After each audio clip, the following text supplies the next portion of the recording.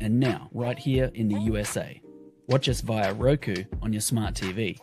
Download the Millennium TV app from the App Store to stream our shows anywhere, anytime. Millennium TV.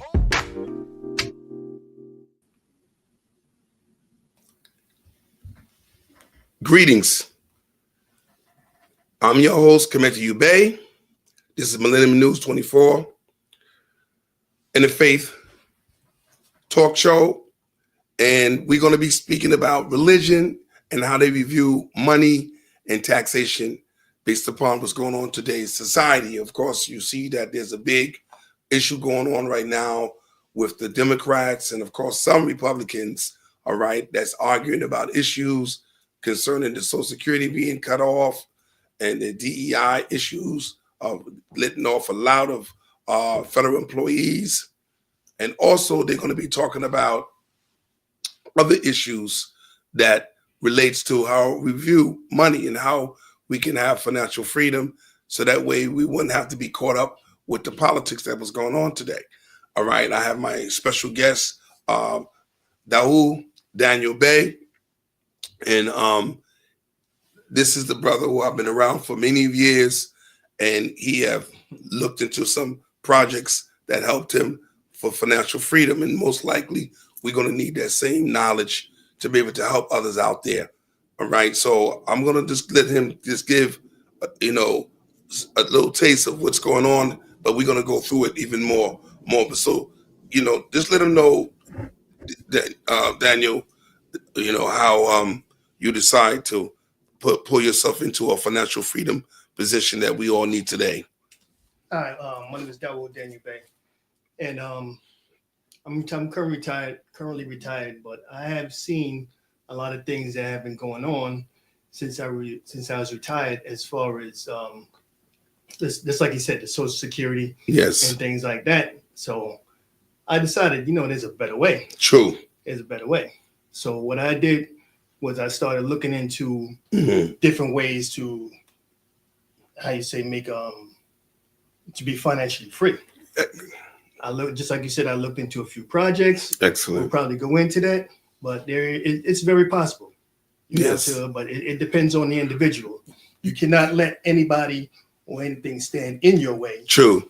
The only person who's probably in your way right now is yourself. That's true. That's a true statement. You got to move yourself out of the way. That's true. That's true. And that comes from what you call as a financial education. I mean, of course, we all, depending on what faith you grew up in, it doesn't really matter. All right. Some way or how or the other, money is involved. Taxation is involved. All right. And of course, when you look in the Torah, all right, it specifically make mention about how a Hebrew Israelite is not supposed to tax his brother, but yet tax a stranger who comes into the land. All right. You can see the same type of parallel in Islam. All right. That if you're not a part of the Islamic community, as far as taking your Shahada, you have to pay a tax. All right. Because now you want to come into the dunya of Muslims, so you don't get the same benefits that a Muslim have, being that he's in the dunya of Islam, but at the same time, he does pay zakah. You see what I'm saying? So it's very important to see how we view money today. Now, being here in the United States is a whole new big different issue. All right. Because there's so much what you would call haram when it comes to how money and taxation is being viewed in this country. All right, where you don't see no financial justice.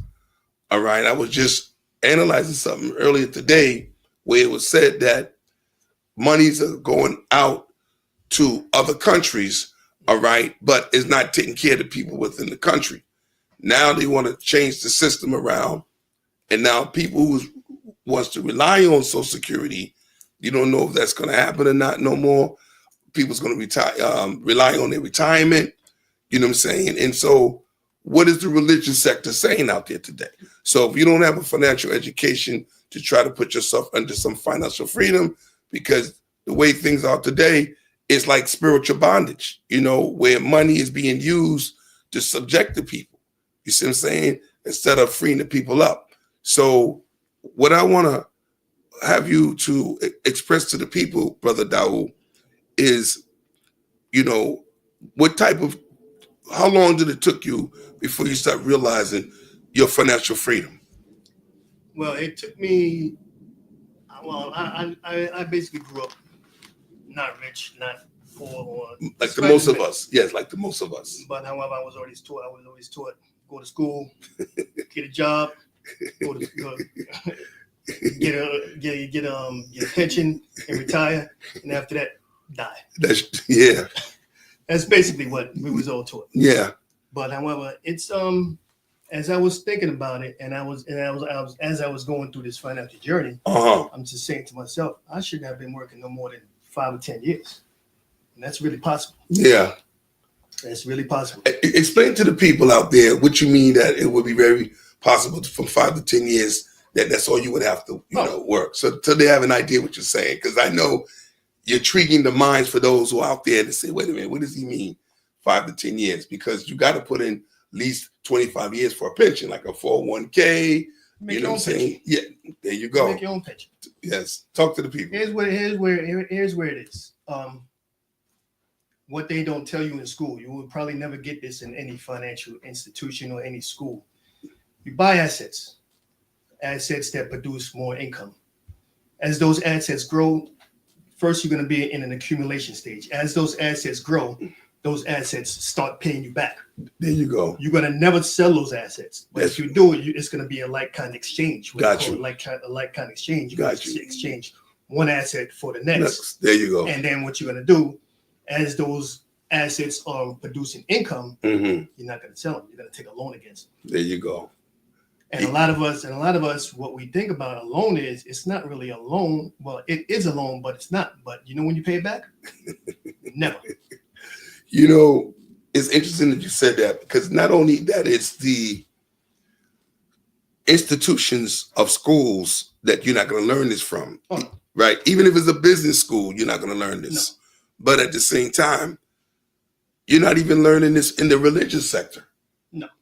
You know what I'm saying? Because everything is to give, which is quite hospitable.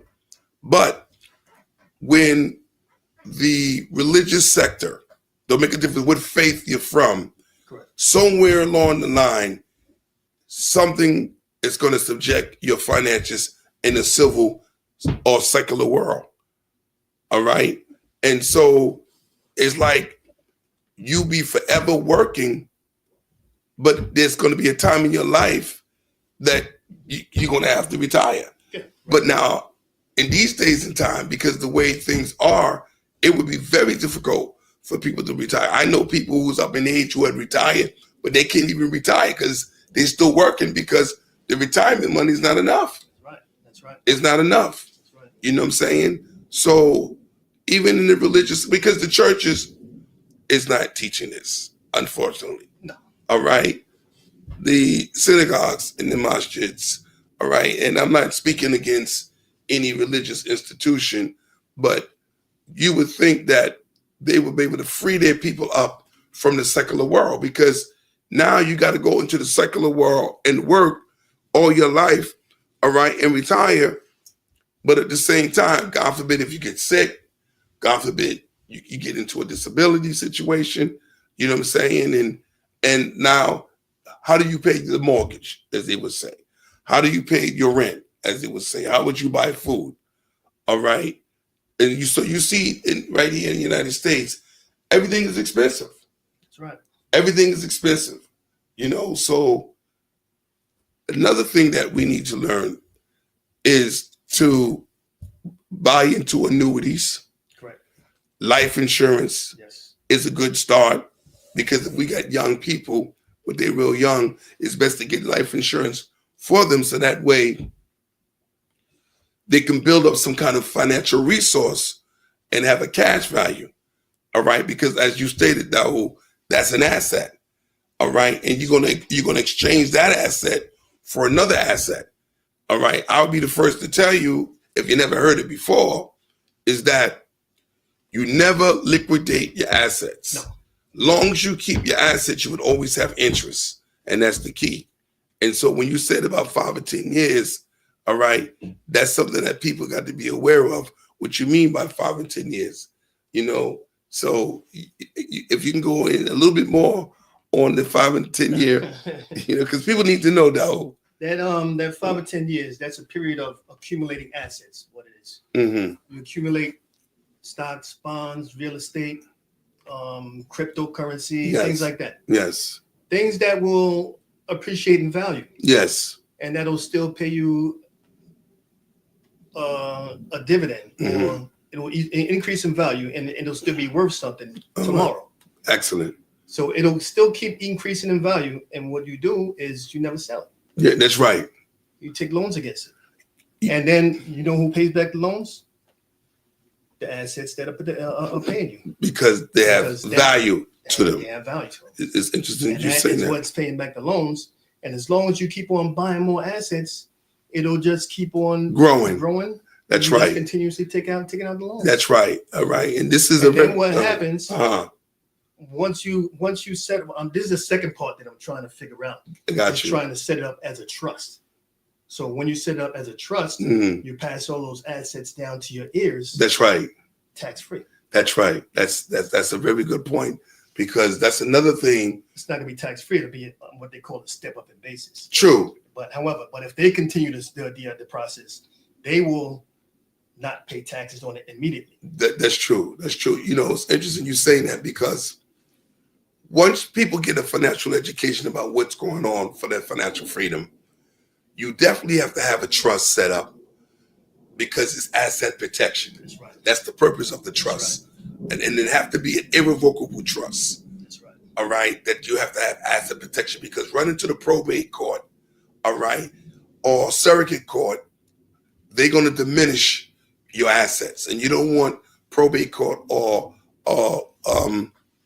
surrogate court, yes, all the attorneys, yes, to diminish your assets. You want your assets to be in a continuum, constantly making dividends, day after day, month after month, year after year, so that way that you can have financial freedom. And most people don't know these things. We just go to work and just work until you're tired to retire, and you may not want to live like that, So if those who got work out there today, we need to look into these things and see that, within another 10 years, you can see that it was worth it. You know what I'm saying? It would be worth it. All right. So what are we going to do? We're going to take a commercial break, and we'll be back with our viewers on some more financial literacy in reference to how the religious view look at finance and taxation. Millennium TV, bridging communities worldwide. We broadcast diverse international content from Europe, Asia, Africa, and now right here in the USA. Watch us via Roku on your smart TV. Download the Millennium TV app from the App Store to stream our shows anywhere, anytime. Millennium TV. Yes, we are back, and we're talking about financial freedom, how the religious sector would look at taxation and money, which is very important, because in the churches they pay tithing. All right. Other places, charity is being given, because you got people who are what they say that's poor.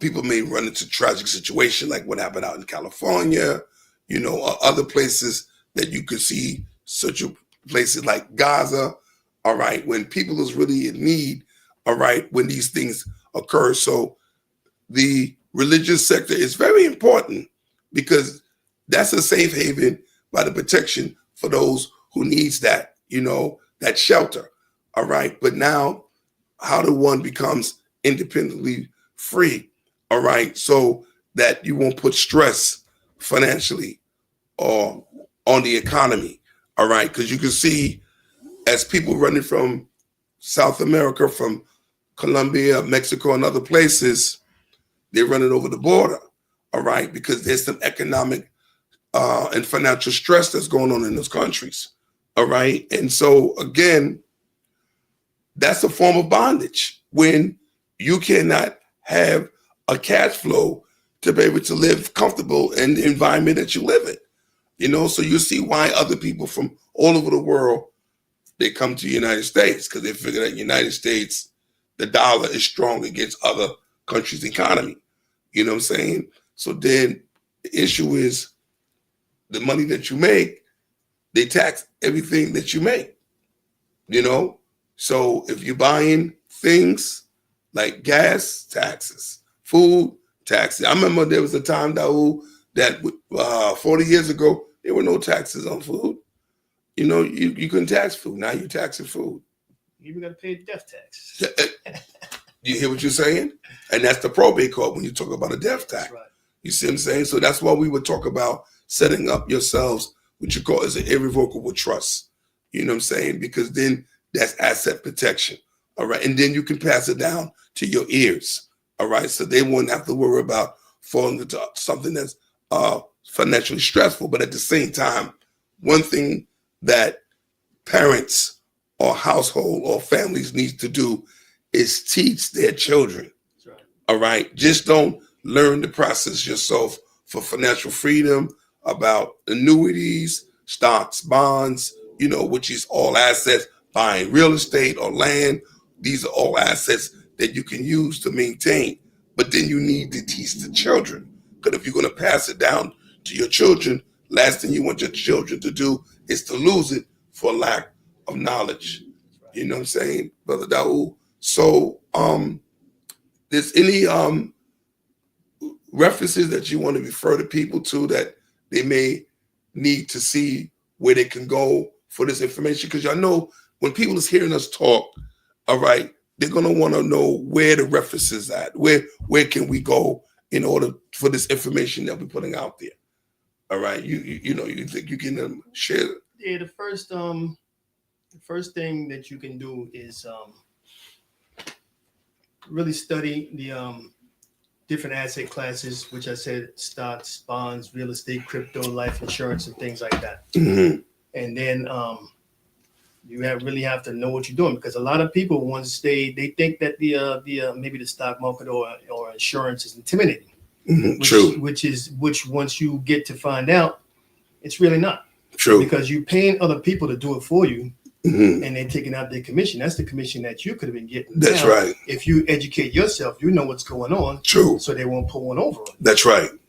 That's right. That's a good place to start. Is to really get into the investing portion of it. Yeah. Because that's one portion, but another portion is the trading part of it. Yes. Yes. That's like, something else. That's being more active. All right. Like options is a good example. Options, correct. Give them a little insight on that. Options, swing trading, things like that. So what an option is a derivative of a stock. Mm-hmm. And what the stock is, it's a portion of the company's earnings. That's right. So what happens is there's only 4 parts of an option. I want you to hold on for a second. I want to bring out a point what Daoud just said. It's a portion of the company's earnings. You hear that? Why I had to stop him for a second, but he's going to go back into it. Because a lot of the young people today work in fast food restaurants, right. McDonald's, Wendy's, Burger King. You can name any of the fast food chains that's out there. The question is, are you getting a portion of the earnings of that company? All right. These companies that our people today, or people today in general, is buying or working these fast food places. The question is, are you getting any of the earnings? So they are on the market, stock market. Right. You'd be surprised that you see Wendy's, Popeyes, Subways, McDonald's, other places like Chipotle and Starbucks.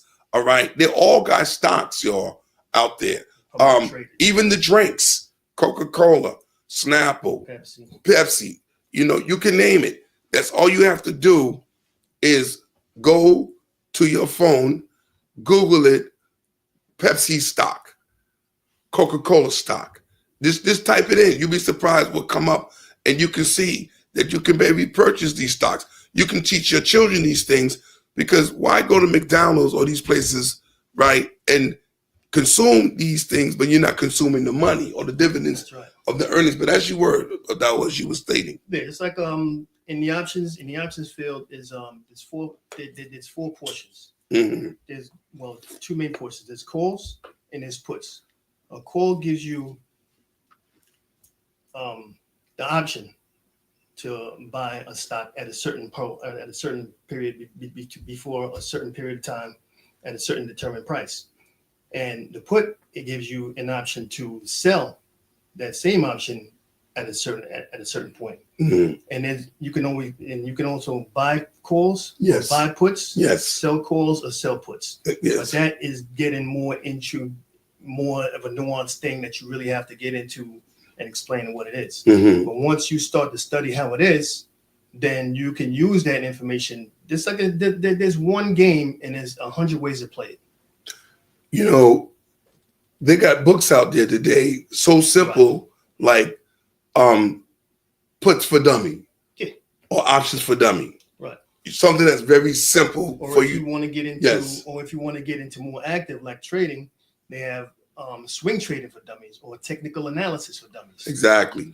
That's a good place to start there. Exactly. Before you get into any one of these programs that are really out there, that are really, some of them you can really discern which ones just want to make money. True. And other ones they have out there, you will really make money. True. But you have to understand the language first. That's you right. That's the key. Language. That's the key.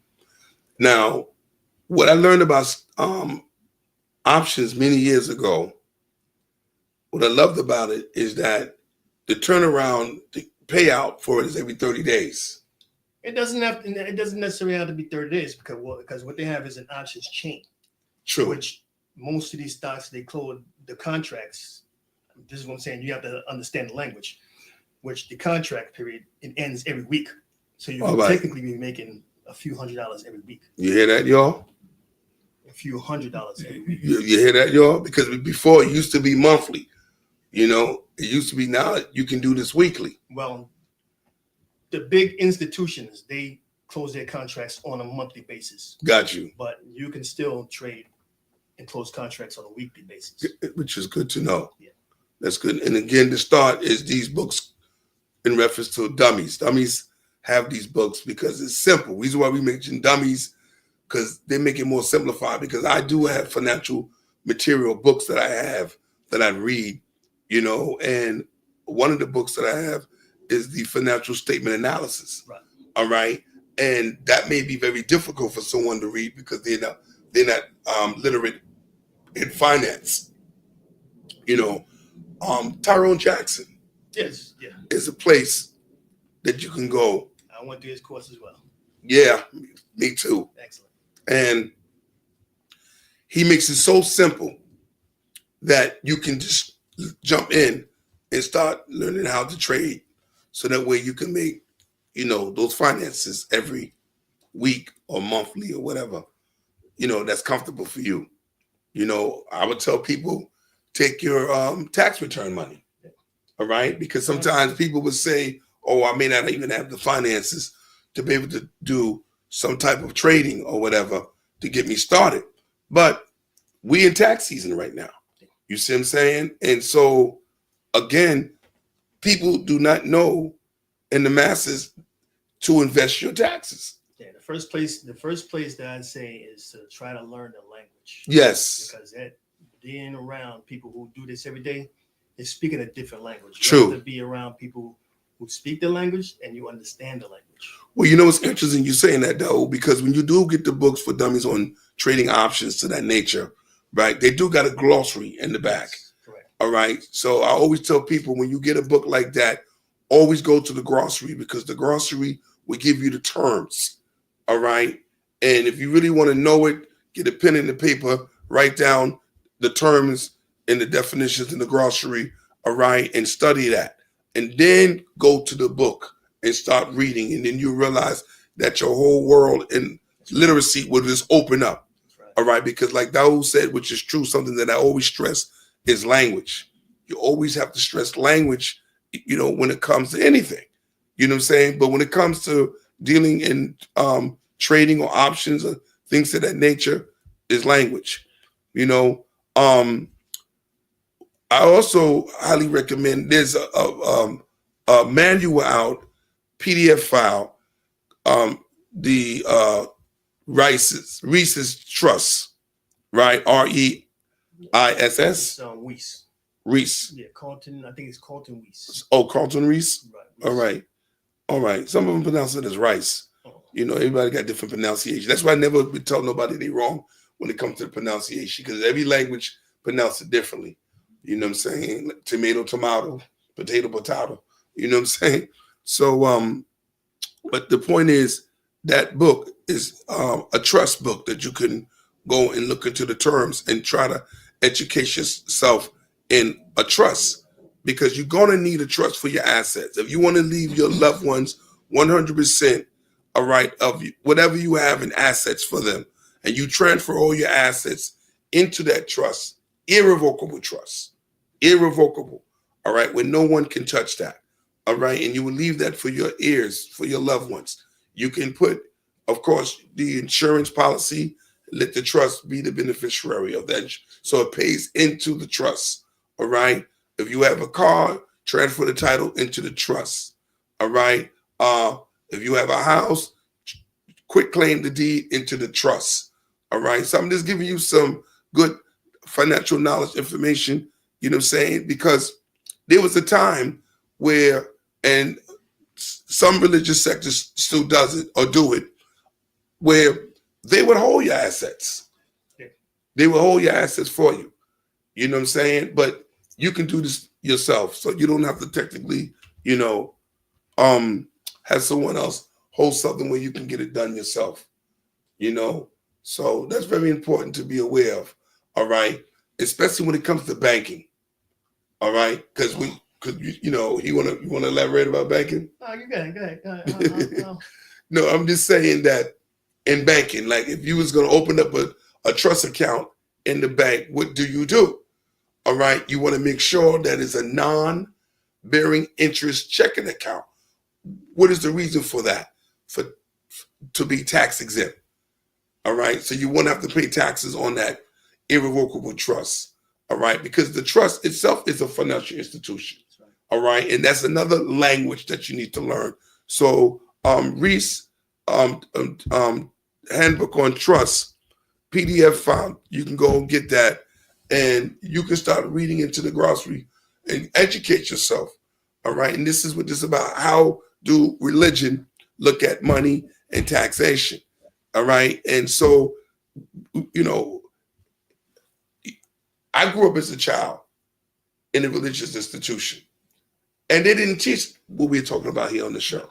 No. All right. But yet you find it in those religious books. You know, you find it in those religious books. You know, about not taxing your brother, but taxing a stranger. All right. You don't only find that in the Torah and among the prophets, but you also will find that in the Injil, what they call the gospel, with Isa, or some say Jesus. All right. Interacting with the temple and what's going on in the temple and what they were doing to the people. Right. You know what I'm saying? So, you know, because they was educating us back at those times. You know what I'm saying? And this is the time to educate those on this show. All right. Because who's speaking about these things? You know, when you go to the rabbi or the imam or the pastor, are they talking about these particular things? And it's very important. You know, it's very, very important. All right. So we're going to take a break. We'll be right back for more information. Millennium TV, bridging communities worldwide. We broadcast diverse international content from Europe, Asia, Africa, and now right here in the USA. Watch us via Roku on your smart TV. Download the Millennium TV app from the App Store to stream our shows anywhere, anytime. Millennium TV. Yes, we're back. It's interesting because most of us have not all, a bank account. All right, be it savings, checking. But the question is those banks really giving you, the dividends off that account?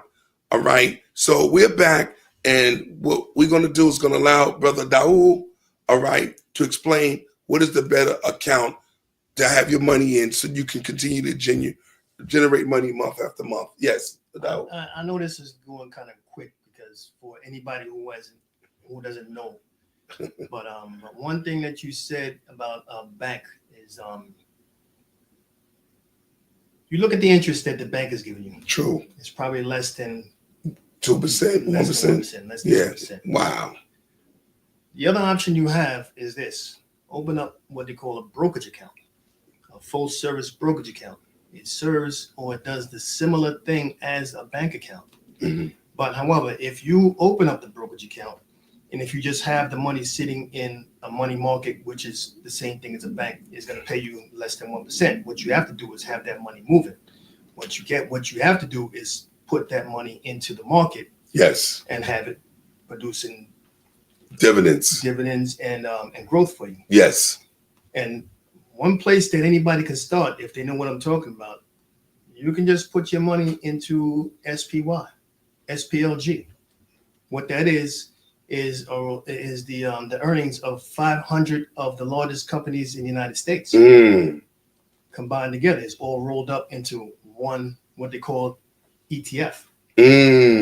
So when you treat that like a bank account, and as the market grows, as the economy grows, your account is going to grow right along with it. Exactly. Right along with it. Now, it's interesting because the brokerage account, which is 10 times better than any bank that's out there, they give you the same services that a bank does. Yes. You get checking, you get savings, and also investing. That's right. And they also give you a card. Yes. You get an ATM card. You can get an ATM card for the cash part. You can also get I know in Fidelity you do. Right. You get ATM card for the investing part. And you can also, I think they have another program that you can get another ATM card. So, I mean, that's no problem. Well, it's just like having more control. That's right. That's right. Instead of having the bank having control and giving you less than 1%. Exactly. So we highly recommend brokerage account over banks because you're going to get bigger dividends, or your equity growth is going to be much larger. You'll be surprised. Even if you was to take your tax return money, because this is the tax season, and go open up a brokerage account, you'd be surprised within a few months. But one thing I gotta warn is you just can't put it in there and just let it sit there. You just have to constantly treat that account like a bill. Got you.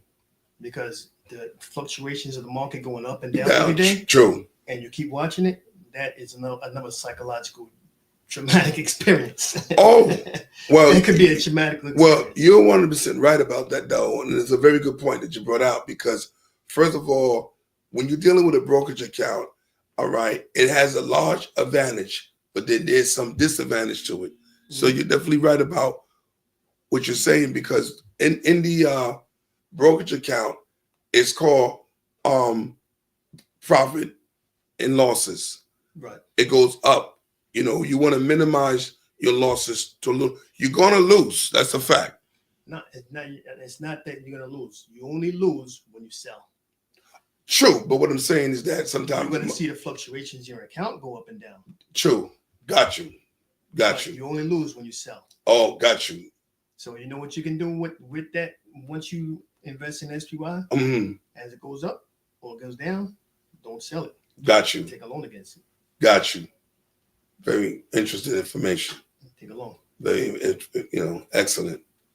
Excellent. That is just for an example. That's not financial advice, but I'm just letting you know how it is or how it's done. Yeah, because if you're in the market and from experience, you can see how it fluctuates. Yes. Right. And so markets do go up and down.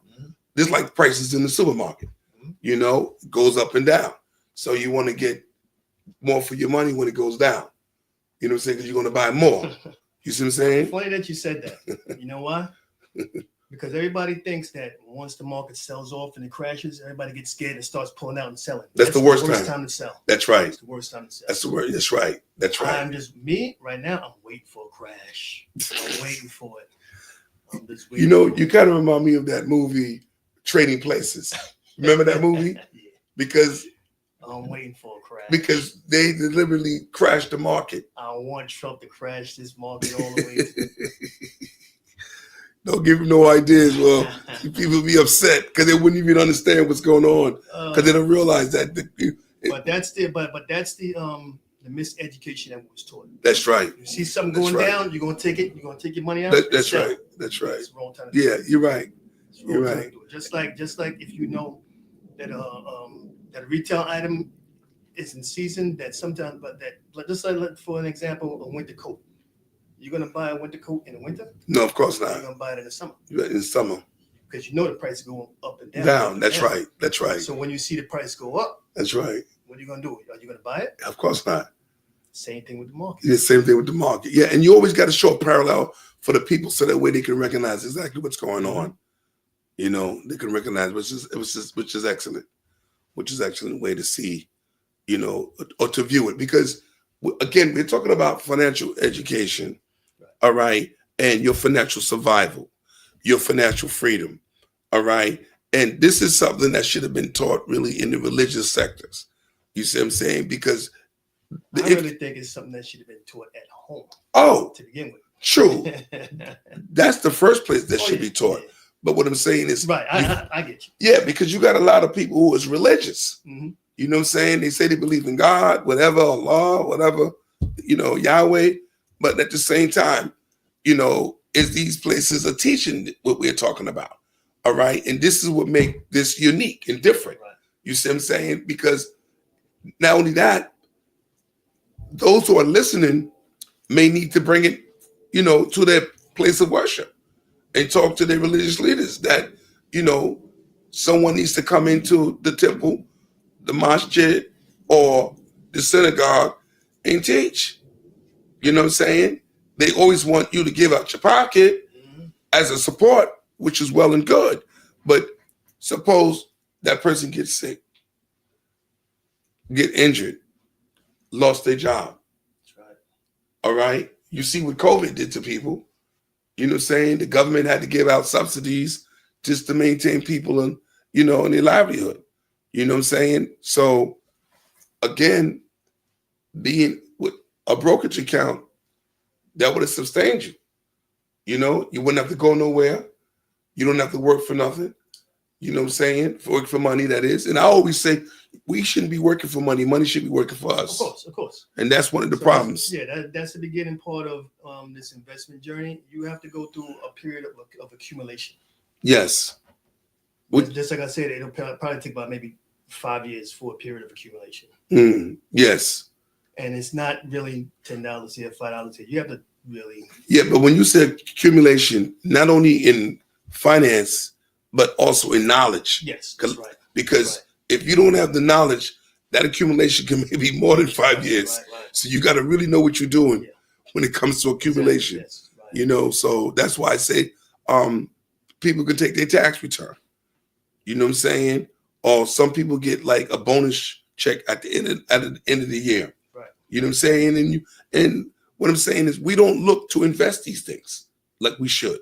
Right. You know what I'm saying? And you're absolutely right. Yeah, you know, because we are so busy buying and consuming and buying and consuming. The average person is the consumer. Yeah. It's time to turn it around and have the companies be our consumers. There you go. I love the way you put that, Brother Dow. That the companies need to be our consumers. You know? So you kind of remind me of a brother who I helped some years ago concerning the fact that he brought into an investment, and I was instrumental in helping him buy into the investment. And what was interesting about it was that he put down a certain amount of money for the investment, and he didn't. You get what you call as a portfolio, and you have to diversify your portfolio. You know what I'm saying? And this is where your education comes in, because when you diversify your portfolio, you got to know what you're diversifying. Correct. That's very, very important to be aware.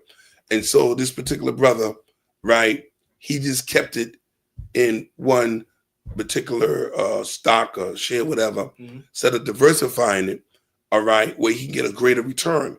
And what happened was he lost out on a lot. Yeah. All right, but he doubled his money, but he could have gotten way much more if he would have diversified his portfolio. So that's where the education part comes in. You just reminded me of something. Mm-hmm. When we go on these jobs, right? Yes. And we are offered a 401k, 457, the retirement plan. Yes. They just sit you down in a room. Nobody explains anything to you. True. Is it, are you single? How much longer do you have? Do you expect to be working? All right, just pick this one. But just pick the year. It's a portfolio. Just pick the year that you're going to retire. Wow, that's true. And you are really locked into what they want you to invest in. That's that term. Yes. You're really locked into what they want you to invest in. But a lot of people don't know. Some of those accounts will let you roll it over to a full service brokerage account. There you go. And now the whole investment world, the whole universe of everything opens up to you. But you want to have an advantage of making triple and 3 times more than what the jobs 401k plan is offering, because they have very little to offer. True, very little to offer. Interesting that you brought that out, though. Now the question is this, or the point is, I should say, that's another financial education, because most people don't know about rollovers, because you got to read the policy or the fine lines or the print to know what you can roll over. Because I had a couple of cases where I was asking, well, once you roll it over, you know what I'm saying, into this account, I said, look into it. Go back to whoever that insurance agent or broker or whoever. A lot of people are scared to even touch it. That's true. That's true. Without the correct knowledge, they won't touch it. They'll leave it right there. And whatever year they picked out, 20-something years ago, I was a victim of that too. Wow. Wow. That's why I'm bringing it out, that because I was a victim of that too. It's like that. It's like that. Do you know how mad I was after I retired and I figured it out? And there's something, something that you brought to my attention. There's people, so many millions of people here in the United States, right, have mortgages. All right. And and the brokers out there would use the mortgage to leverage other investments, like a retirement, right? But the point is, what I wanted to make is that so many people who's like over the age of 62 have mortgages. And if you got enough equity in your mortgage, all right, and it's very important to know this, because the prophet Nehemiah, the 5th chapter, for those who wants to look at that reference, the 5th chapter of Nehemiah. And the reason why I'm making mention of it, because the Jews during that time mortgage off their properties, their vineyards, all right? And because they couldn't pay it back, all right, they wound up selling their sons and daughters to foreign nations who they got mortgages from. So it's just interesting that when you say that you can constantly keep looping this, and don't have to worry about, you have to pay it out of your pocket, especially when you become ill, sick, or whatever happened, and then you can't pay the mortgage. So what happened? The bank is going to foreclose on it. All right. Just like the foreign countries, they needed somebody to labor to work off that mortgage debt. All right. So these Jews sold their sons and daughters into foreign countries to pay off their mortgage. All right. And so what I'm saying is, it would be the same equivalent of being foreclosed on. So people who's over the age of 62, they didn't know they can get a reverse mortgage, because you have so much equity in the mortgage that the mortgage will pay off itself. All right. And I think that's very important to be aware of that. But we're going to be taking a break, and we're going to come back and get more into this knowledge and finance concerning the religious view on money and taxation. Millennium TV, bridging communities worldwide. We broadcast diverse international content from Europe, Asia, Africa, and now right here in the USA. Watch us via Roku on your smart TV. Download the Millennium TV app from the App Store to stream our shows anywhere, anytime. Millennium TV. Yes, we are back. And of course, I have my special guest, Daniel Bay, and he gave some excellent information. And of course, I'm dialoguing with him concerning information that we need to be aware of. And I left off in reference to if your mortgage has a lot of equity and you're over the age of 62, you can get a reverse mortgage where all that equity will come back to you. All right. And then you can take that equity and you can put that into a brokerage account. You see what I'm saying? So it's very important to be aware that you want to be able to sustain yourself. All right. And also, they got what they call is the homestead. Right. It's all over the United States. In New York, they call it the STAR program. If you're over the age of 62, all right, your property could become tax exempt, all right, from paying property taxes. And it's a form that you can fill out, at your governmental office or whatever state you're located in. So it's very important to know these things because, I've come across people though where they may be 65, 70, 75, 80. They're still paying a mortgage. Wow. Yes. They're still paying property tax when they can be an exempt. All right. And this starts at the age of 62, that you could be tax exempt from the property. And also you can do a reverse mortgage on your property where you get all that equity. All right. That you can do whatever, buy another house, buy a car, buy an education in college, or invest it where you can turn the equity over.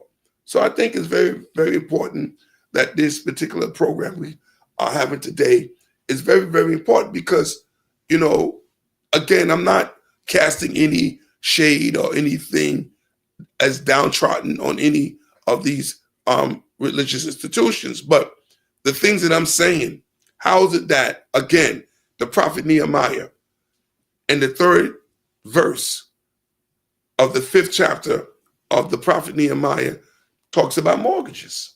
The word mortgage is in the Bible. And all these churches out there has a mortgage on their church. That's right. You see what I'm saying? And then there's some churches out there that's losing their churches to a foreclosure. All right? But yet something is wrong because if they're collecting tithing, which is nothing but a tax, temple tax within the church, how do you wind up running into foreclosure? All right? And why would you even get a mortgage on your property? So I think it's very important that we talk about finance and taxation in the religious sector. All right? Because people wind up being a victim because it's not just going there just to make salat or pray. It's more than that. It's more than that.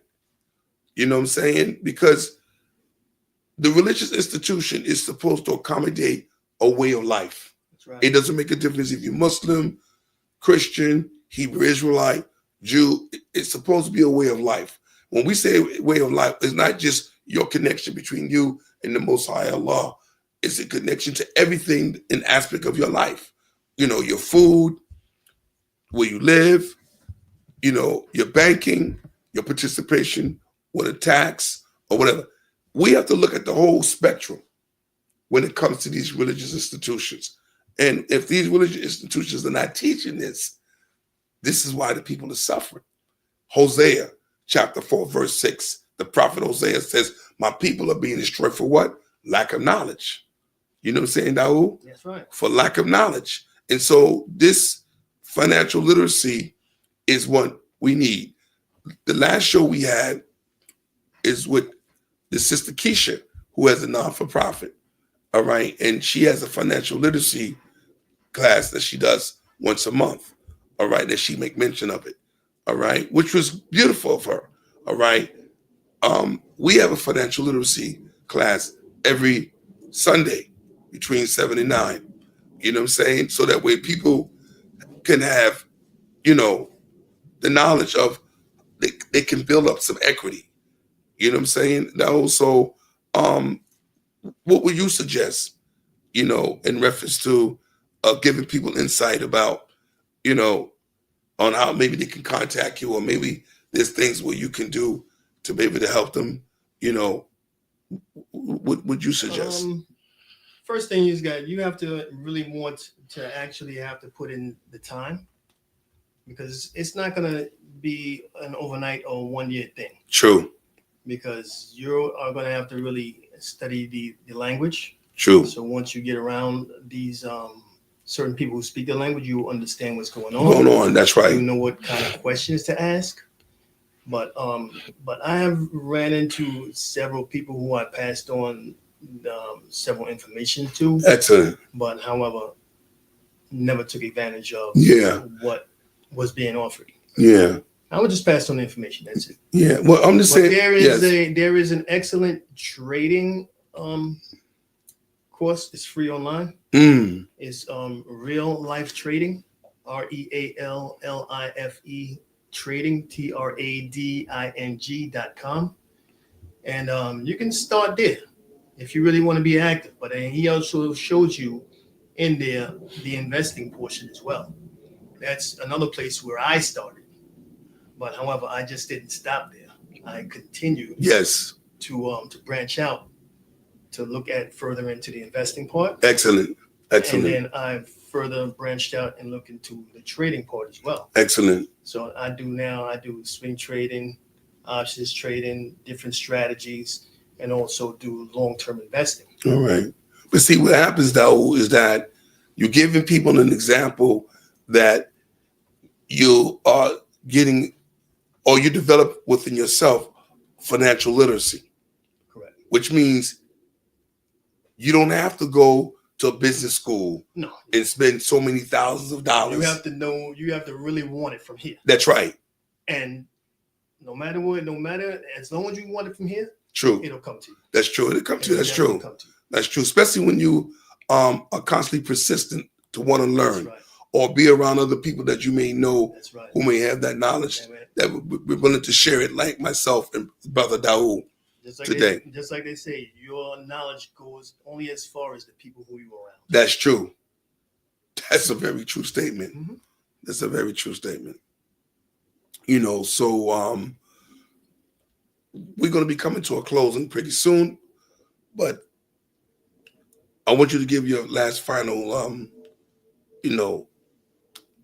issues that people may look into. Yeah, my last final thing is, I'm just repeating myself. It's just that if you want to actually increase your financial situation, number one, you actually have to want it for yourself, because that's where you are going to start asking questions.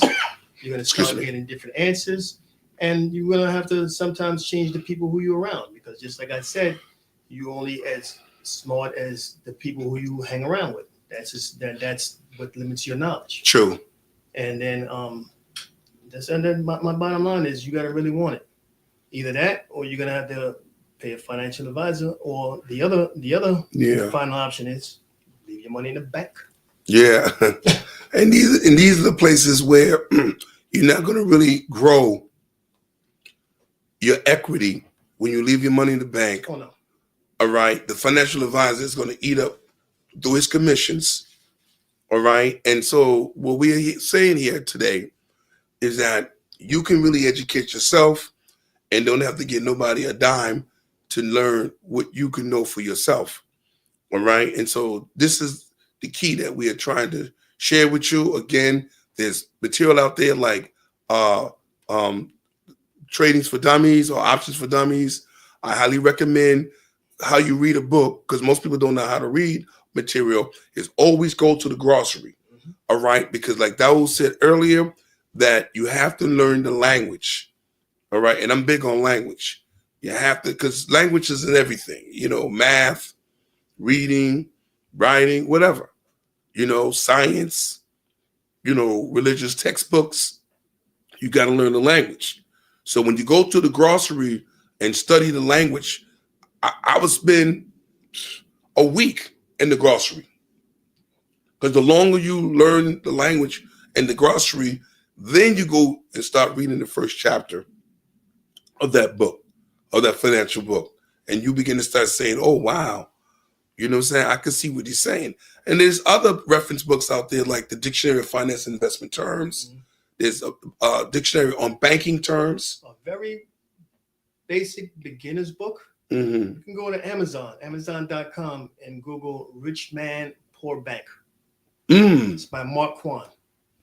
Oh, man. Rich Man, Poor Bank. He doesn't really use big terms. Mm-hmm. I'm not really trying to promote his book. True, I got you. But it's an excellent book. Yeah, all right. That's good to know. And also, that's an excellent place to start. And also, too, you can go to thriftbooks.com to get the books that I'm talking about, like the book on the Dictionary of Banking Terms, Dictionary of Finance and Investment Terms, all right, a dictionary on real estate, all right. You can get these books at thriftbooks.com. These books are a penny on a dollar. Places like you would go, other areas, they're charging $40, $50, $60 for these books. These books I'm talking about are like, what, less than $15 or less, you know? And I'm saying, because, you know, what it is too, though, is that when people hear people put out information, you're looking for where to start. Right. You know what I'm saying? That's basically what you got to keep in mind when you actually give out information. Where to start. You really got to want it. Yeah. Oh, that's the factor. That's the first place. You got to really want it. That's right. So, but if you really, really want it, then we can give you the places to start, which is what Daoud did and myself did. All right. And so that's what it is, you know. And so, and then once you learn it for yourself, then make sure you teach your children. That's right. It's most important. You know what I'm saying? Because because the school is not going to teach this, like Brother Daoud said earlier. All right? The school is not going to teach this. Unfortunately, the religious institution is not going to teach this. You see what I'm saying? And again, I'm not coming down on any religious institution or any school because it's needed. Those institutions is needed, but you do find that language in those religious texts. You know why? Because the schools are just trying to produce more employees. That's true. Who is going to make my dividends? That's true. That's true. You're right. Who's going to make my dividends? You're definitely right, Daoud. You're definitely right. As long as I don't have to work. That's right. That's right. So again, you find the language that we talked about it today in these religious texts. You know, in the Hadiths, the Quran, the Torah, the prophets, the Injil, what they call the Gospels. You know what I'm saying? You will find this language in these religious texts. But at the same time, the religious leaders of these texts, how much are they talking about that information? All right, which is very, very important. And so that's why I think that this show today was very, very important that we speak on this. So listen, we're going to be back next week. I got another beautiful guest for y'all. All right, and thank you, and be healthy, and we'll see you. Thank you.